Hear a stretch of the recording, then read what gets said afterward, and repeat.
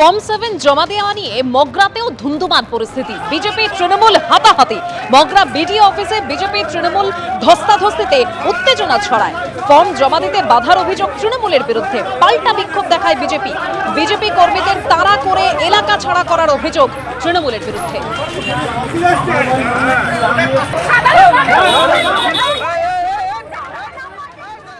তৃণমূল কংগ্রেস বাইরে থেকেই যা শুরু করেছে, ভিতরে ঢুকলে কি করবে সেটা দেখার। সুপ্রিম কোর্ট যখন নির্দেশ দিয়েছেন, এখন নির্বাচন কমিশনকে শান্তি শৃঙ্খলার বিষয় যেটা সুপ্রিম কোর্টও বলেছে সেটা দেখতে হবে, সেটা যাতে সুনিশ্চিত করতে পারে ইসি, তার দিকে আমাদের দৃষ্টি থাকবে। অভিষেক বন্দ্যোপাধ্যায় বলছেন যে দু গালে থাপ্পড় মেরেছে সুপ্রিম কোর্ট, আজ কোর্টে হারালাম, এপ্রিলে ভোটে হারাবো। শুনুন, এ ধরনের শব্দবন্ধ খুব একটা যে রাজনৈতিক বলে আমার মনে হয় না। আমরা তো গালে থাপ্পড় বলতে পারি না, তবে জোড়া ফুলে জোড়া থাপ্পড় পড়বে। দাদা, আজকে ফর্ম 7 গাড়ি থেকে 3000-এর বেশি উদ্ধার হওয়ার কথা আজকে কোর্টের সামনে উল্লেখ করেছেন কল্যাণ বন্দ্যোপাধ্যায়, এবং এই বিষয়টাকে আগামী দিনেও তারা তুলে ধরবেন বলে বলছেন। 30,000 ফর্ম উদ্ধার করতে পারে, প্রয়োজনে 3 লক্ষ ফর্ম এক জায়গা থেকে উদ্ধার হতে পারে। তাতে কি এসে গেল? কোথায় ফর্ম জমা পড়েছে? আর ফর্ম জমা পড়বে না কেন?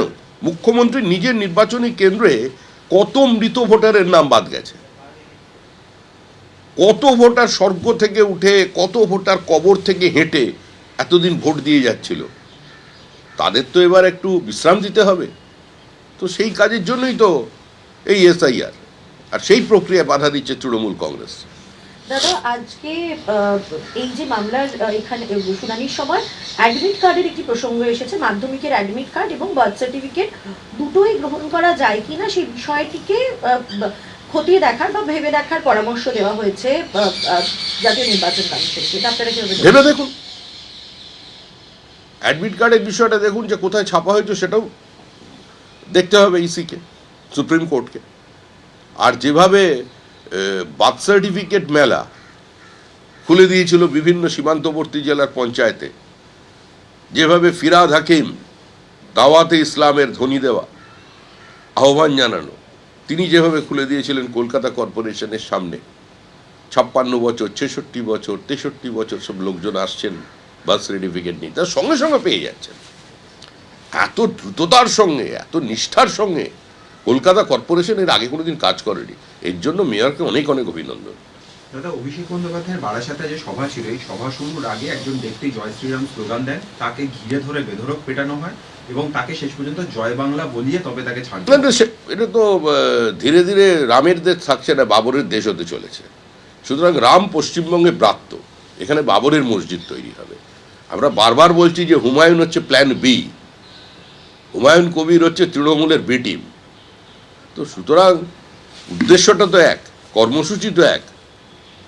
জয় শ্রীরাম বললে আক্রমণ করতে হবে, প্রয়োজনে খুন করতে হবে, এটাই তৃণমূলের কর্মসূচি।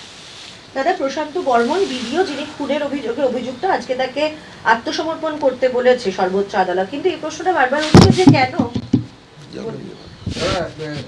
এই যে শুনানি যে এখন বলেছে দাদাকে, শুনানিগুলো তালিকা প্রকাশ করতে হবে, প্রত্যেকটা বিডিও অফিসে, পঞ্চায়েত অফিসে, ওয়ার্ড অফিসে তালিকা প্রকাশ করতে হবে এবং শুনানি সেখানে ডাকতে হবে, এবং সেই শুনানিগুলো বিডিও অফিসেও হবে, পঞ্চায়েত অফিসেও হবে, ওয়ার্ড অফিসেও হবে। এটাতে আইন শৃঙ্খলা ঠিকঠাক থাকবে আপনার মনে হচ্ছে? এখন পর্যন্ত যা পরিস্থিতি আছে, তাহলে আইন শৃঙ্খলা ঠিক না থাকারই কথা।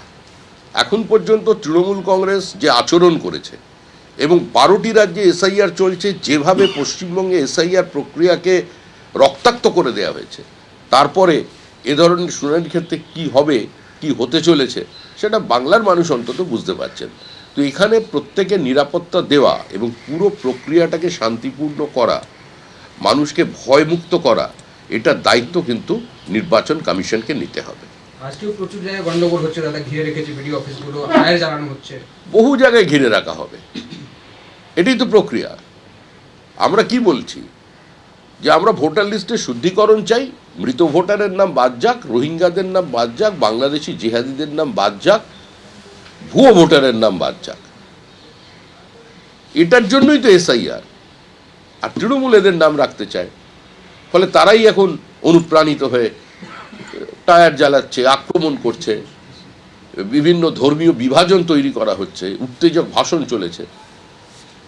দাদা, তৃণমূল বারবার ধরে একটা কথা বলছে যে এসআইআর প্রক্রিয়া এখনো পর্যন্ত অনুপ্রবেশকারীদের কারো তালিকা পাওয়া যাচ্ছে না। এটা কি ওদের সরকারি কর্মচারীরাই কাজ করছে সেই কারণের জন্য পাওয়া যাচ্ছে না? আপনারা কিভাবে দেখছেন? সরকারি কর্মচারীরা যা কাজ করছেন, কোনো কোনো জায়গায় তাদের বাধ্য করা হচ্ছে যে ভুল তথ্য সিস্টেমে আপলোড করার জন্য, এবং তৃণমূল পরিকল্পিতভাবে কিছু সমাজের প্রতিষ্ঠিত ব্যক্তি, কিছু সম্মানীয় মানুষজন, কিছু এবং অনেক অংশে বৃদ্ধদের, তাদের আজকে শুনানিতে আসতে বাধ্য করছে। কারণ যে তথ্য তারা আপলোড করেছে পরিকল্পিতভাবে, এটা প্ল্যান মাফিক করেছে গোটা জেলায়, এবং তৃণমূল কংগ্রেসের যে পুলিশ সংগঠন আছে তারা উপস্থিত থেকে তৃণমূল কংগ্রেসের কর্মীদের সঙ্গে নিয়ে বাধ্য করেছে এই কাজগুলো কিছু বিএলওকে করতে, যার জন্য বহু বৃদ্ধ মানুষকে আজকে এখানে শুনানিতে আসতে হচ্ছে। অনেক প্রতিষ্ঠিত যারা দেশের মানুষ যাদের চেনেন তাদের নামও এসআইআর তালিকায় এমনভাবে এসেছে যে তাদের শুনানিতে ডাকা হচ্ছে। এই হয়রানির জন্য দায়ী তো তৃণমূল কংগ্রেস। তৃণমূল কংগ্রেস এইটা করে মানুষকে এসআইআর বিরোধী বানাতে চাইছে, কেন্দ্রীয় সরকারের বিরুদ্ধে বা নির্বাচন কমিশনের বিরুদ্ধে একটা জিহাদ ঘোষণা করতে চাইছে, কিন্তু এই চালাকি কোনো লাভ নেই।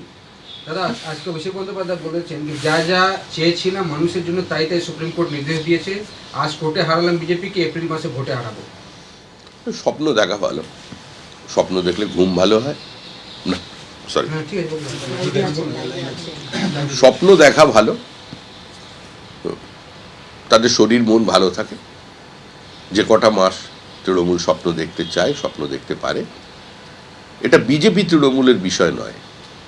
পশ্চিমবঙ্গের সাধারণ মানুষের বিরুদ্ধে তৃণমূল কংগ্রেস যুদ্ধ ঘোষণা করেছে। তৃণমূল কংগ্রেসের ওপরে 2011 সালে মানুষ যে আস্থা রেখেছিলেন, সেই মানুষের সঙ্গে প্রতারণা করেছে তৃণমূল কংগ্রেস। তাই আজকে সাধারণ মানুষ মনস্থির করেছেন যে তারা তৃণমূলের বিসর্জন দেবেন। 2026-এর নির্বাচন তৃণমূলের বিসর্জন।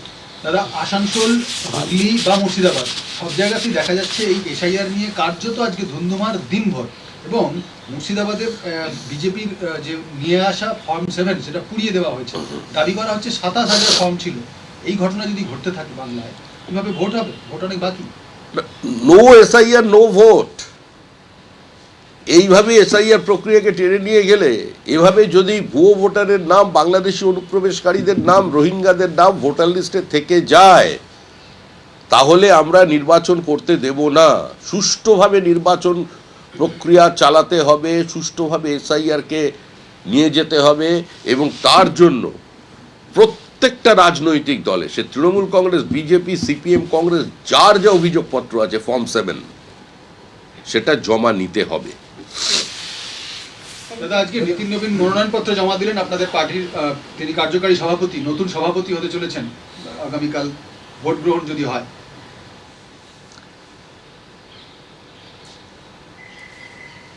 বিজেপির রাজনীতিতে নবীন প্রজন্মের আগমন হয়ে গেল। নীতিন নবীন এসেছেন, একটি মনোনয়নপত্র জমা পড়েছে। আনুষ্ঠানিকভাবে আগামীকালকে তার নাম ঘোষণা হবে। তারপর থেকে তিনি হবেন আমাদের সর্বভারতীয় সভাপতি। নিঃসন্দেহে দিন আমাদের অত্যন্ত আনন্দের দিন। দাদা, গতকাল সিঙ্গুরে সভা করেছেন মুখ্যমন্ত্রী, এবং সেটাতে মাস্টারমশাই রবীন্দ্রনাথ ভট্টাচার্য চরম হতাশ হয়েছেন। তিনি বলছেন, কেউ কেউ বলছেন দিদি এবং মোদির সেটিং রয়েছে, তাই মমতা বন্দ্যোপাধ্যায়ের নামও মুখে নাননি এবং সিঙ্গুরের শিল্পের কথা বলেননি প্রধানমন্ত্রী। দেখুন, প্রধানমন্ত্রীর সিঙ্গুরের উপস্থিতি শিল্পায়নের বার্তা দিয়েছে। কথা কিছু কিছু বুঝে নিতে হয়, সে তো মুখে বলা যায় না। এবিপি আনন্দ, এগিয়ে থাকে, এগিয়ে রাখে।